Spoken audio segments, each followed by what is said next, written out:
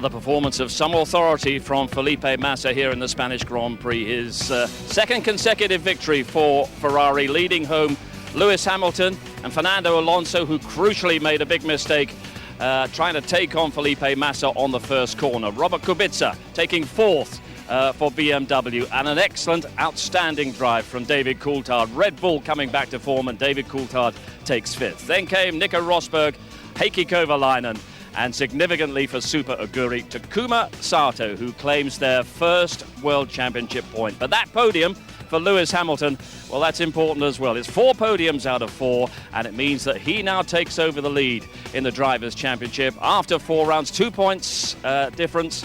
The lead over Fernando Alonso and Felipe Massa moving ahead of Kimi Raikkonen. But what a tight battle it is for that Drivers' Championship that's developing.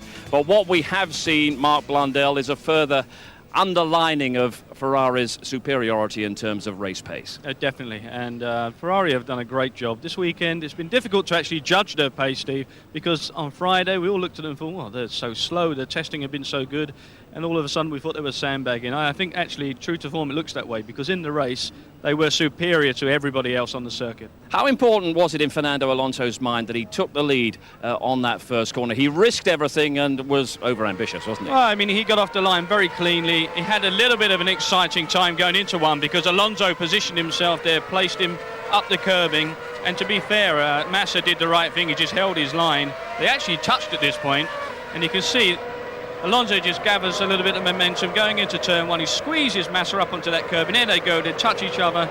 Alonso's a very lucky guy. That could have come off a lot worse for him, but overall, Massa took the advantage and kept it.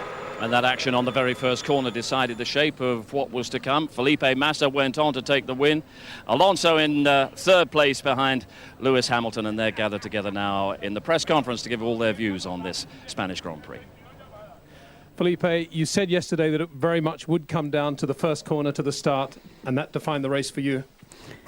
Well, it was a little bit tight from both of us, but you know, I just was inside and went for it. So it was quite a risk for both of us. But you know, looking the competition and everything, so first corner is important. So I just didn't want to lose like I lost in Malaysia, and I was inside, so I just tried to stay there. I have to ask, was there any contact between you and Fernando in that first corner? Yeah, we touched. So we were both very close going to the first corner. Fernando was trying to push me inside, and we just touched each other. It was a very small contact, but I was also a bit afraid after about my car, but fortunately nothing happens.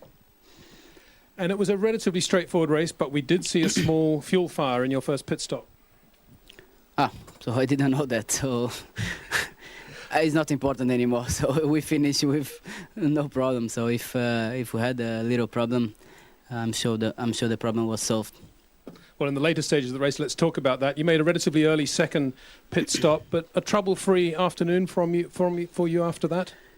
Yeah, for sure. I think the most difficult part of the race was the start, and it was pretty tough. But afterwards, I saw that nothing was happening on my car, that the car was responding quite well, and I was managed to build a gap. It was quite a good gap straight away.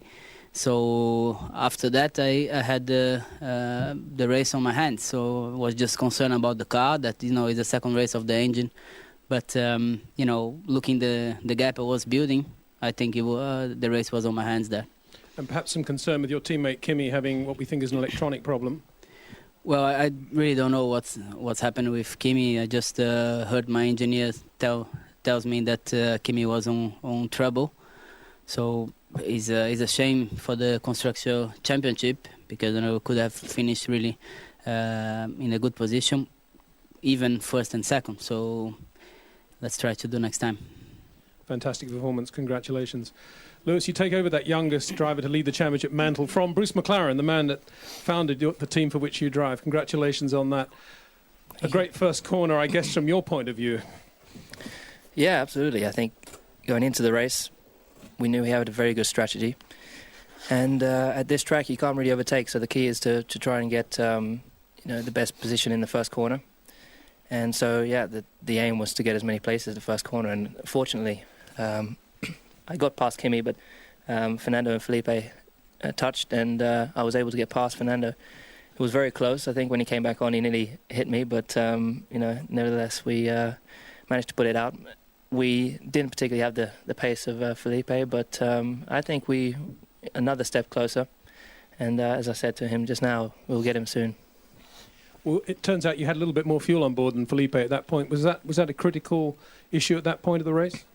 I think so. I mean, he did already pull quite a good gap.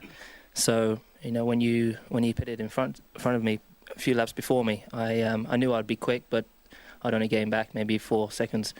So I just had to keep pushing and then try to do the best job I could. But the middle stint again wasn't great. But at the end, we had a very good pace, I think, and very similar times to Felipe. So it was good. Different tyre choice to your teammate Fernando. You were on the harder tyre at the end of the race. Yes, we were trying to decide whether to run 2 primes or an option in the prime in the second and third stints, and we weren't really quite sure. And 5 laps before the pit stop, we made a decision and stuck with it. And I think it went quite well. But as I said, we struggled in the middle stint with a bit of oversteer, and but still the team did a fantastic job over the last 4 weeks. Really, really pushed hard. So thank you to all the guys back home. Really done a great job, and just pleased for the team. We're leading the constructors' titles and now leading the championship. Well, your thoughts on leading the world championship? It's I keep saying I'm living my dream, and it's really true. I've been working so hard for this, and to come into only my 4th Grand Prix and come out of it leading the world championship when I'm driving with the 2, the top drivers in the world here, it's incredible. Well done. Fernando, a fantastic start on the outside there of Felipe going into turn 1. Nearly made it. Yes, unfortunately was not enough, and I lost 3 places after that touch. And from there on, I think if in the first corner you are 4th and with a little bit less fuel than your opponents, I think the race becomes very, very complicated. And this is clearly another tough result for Fernando Alonso to absorb, but it's important that we also get the reaction from David Coulthard. 5th place today, and well done on that. You were not convinced by your qualifying performance yesterday, but this really shows that Red Bull are hitting form. Yeah, absolutely. No, I felt that I should have been in front of the Renaults after quali. Thankfully passed them at the start, and I think that was a genuine race pace we had today. So worth all the hard work that the guys have put on. They've concentrated on performance, okay, at the expense sometimes of reliability, but we can work on that now. Few gearbox problems towards the end. How tense were those closing laps? Well, I thought I was going to have to park the car when I broke 3rd gear, because that's certainly what's happened in testing. But I was able to drive around the scenario just by avoiding the gear. Obviously lose some lap time, but we had a big enough gap to Rosberg. He may be the oldest guy driving currently, David, but I have to say, he's an outstanding driver. You look relaxed. He's the DZ of old for me. Is there still more to come? Yeah, absolutely. I think it's like Bahrain. I felt entirely under control there, and when the car feels good under me, then I can perform, absolutely. So I think I'm going to build on that, and I think you'll definitely see more performances from Red Bull this year. And a podium finish in Monaco last time. We will watch you very carefully in 2 weeks' time out there. Well done today. Thank you. David Coulthard, 5th in this Spanish Grand Prix. We'll have more reaction on everything that's gone on here in Barcelona in just a few minutes' time.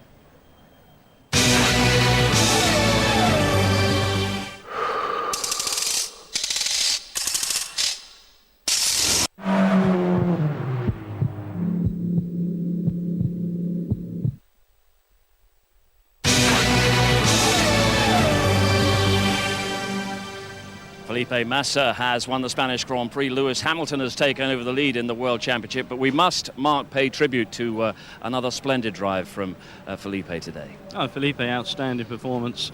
The guy just doesn't look like it's a big stress for him to get in a race car now and perform like that. It looks very easy for him. Fastest lap, pole position, race win. fantastic weekend. He had a relatively trouble-free afternoon on a day when there were a lot of problems, a lot of cars dropping out, a lot of things going wrong. And the problems that hit Kimi Raikkonen, electrical problems, must have made Massa very nervous, I'd have thought. I think they probably did. I mean, he would have had some understanding of what was going on with his teammate. I'm sure they fed the information across to him. But this is not what Kimi Raikkonen needs in a World Championship battle. And he certainly was in that when he came here for this weekend. Now he's dropped out because he's got the electrical problem. This for Massa was the biggest scare during the race. Pit stop. Unfortunately, the fuel nozzle just gets stuck in there. And as the nozzle comes away, it just drips a bit of fuel. And because of the heat build up what's on those cars, Steve, it just ignited. Fortunately, nothing happened from that. How bad could that have been? It could have been very bad because, you know, you only needed the fire to take a little bit more and really take control of the wiring loom or something like that. Then all of a sudden that race is over. But very lucky indeed. Honda was seeming to make progress, and Rubens and Jensen were going pretty well, and then as these things so often happen, they are coming together as they exited the pit lane. Well, you know, it's kind of like the worst nightmare for a team. There's the two teammates. They're going into the first corner. Unfortunately, Rubens did give Jensen some room. Jensen's come out there and just clipped the nose cone off of the car. It's an unfortunate situation, but these things happen. OK, what's Jensen's view on it all? We can hear from Jensen Button right now. Well, Jensen, you enjoyed a close battle with your teammates in qualifying yesterday. Got a bit too close today. Yeah, it did. I think we're on a good strategy. I stopped about 4 laps later than him. And we're doing a different strategy, and it seemed to be working for me. But yeah, I wasn't given a lot of room at turn 1, and I ended up on the curb in the apex, which sort of threw me out, and I tapped his rear wheel with my front wing. So that's it, but it's better to have it on a day like this, really. But the annoying thing is the car was quite good. It wasn't so bad at all. At the end, I was hanging on to Kovalainen and Rosberg. So yeah, there was a chance of a point, but we didn't make it happen. So you're making some progress, you feel, with the car? Yeah, I think so. It's not nowhere near quick enough to be challenging for points if everyone stays in the race, but in a situation like this, there's a possibility, and we've improved definitely, but there's a lot more to come. There has to be. You know, we're nowhere near the front at the moment. Thanks. Cheers. And then there was BMW, who performed so consistently and professionally during the course of the season, especially for Nick Heidfeld, and got a bit messy in the pit lane for them as well. I did indeed, and something a driver never wants to see, Steve, is a wheel nut actually going off down the track while you've got the front right wheel in this example here on the car, but with no wheel nut securing it. These kind of things do happen. They don't happen very often, thank heavens, but in this situation the best thing to do is stop. That could have been a much bigger accident. But the most important thing of all, Lewis Hamilton leading the World Championship after 4 races. How extraordinary an achievement is that? It's an outstanding achievement. It's something which I still can't get my head quite round. He's done 4 Grand Prix. He's leading the World Championship. He hasn't won a Grand Prix yet, by the way, but he's been on a podium every single time. It's consistency. There's matureness. There's a guy here, a young guy, level-headed, and he knows exactly where he's going as well. Monte Carlo's the next race. He's never, ever lost around that circuit, and for sure he's going there with a big load of confidence. He just put one over on his teammate in his backyard. OK, how should he approach Monaco with that great record that he's had there? The expectations will be sky high. Huge expectations. The amount of media attention now, because he is leading the World Championship, all going to sit on his shoulders, but he has to go there like he's done every single race so far. Focused, just get the job done. He's going to deliver. OK, Mark, thanks very much indeed. Let's just remind you before we go that you can get a lot more information on everything that's happening in Formula One on the ITV F1 website. All the information on the sport, including races to come, especially the British Grand Prix at Silverstone in July. The Hamilton factor means that tickets are going very fast indeed. And there's a ticket hotline, 0804 588 300, 0804 588 300, the British Grand Prix hotline. Well, there'll be more reflections on events here in our Grand Prix highlights programme later this evening and repeated early tomorrow or later tomorrow on ITV4. Quick check also on the huge events coming up on ITV over the next couple of weeks, including another big Spanish occasion on Wednesday, the All-Spanish UEFA Cup final, Espanyol against Sevilla. That's on ITV4. And the following week, we'll all be in Athens for a Champions League final that brings Liverpool and AC Milan together once again. Our live coverage will be underway at 7 o'clock next Wednesday week. And from there, it's straight on to Monaco for the most glamorous date on the Formula One calendar. The Monaco Grand Prix full live coverage is 2 weeks away. And next weekend, look out for the GP2 action that we've had here in Barcelona. Highlights Saturday evening on ITV4. And next Sunday, the Superbikes from Snetterton, 3 o'clock ITV1. But it remains a fascinating Formula One World Championship. The reputations of Alonso and Raikkonen are under threat. Massa wins again, and Lewis Hamilton leads the World Championship. Bye-bye.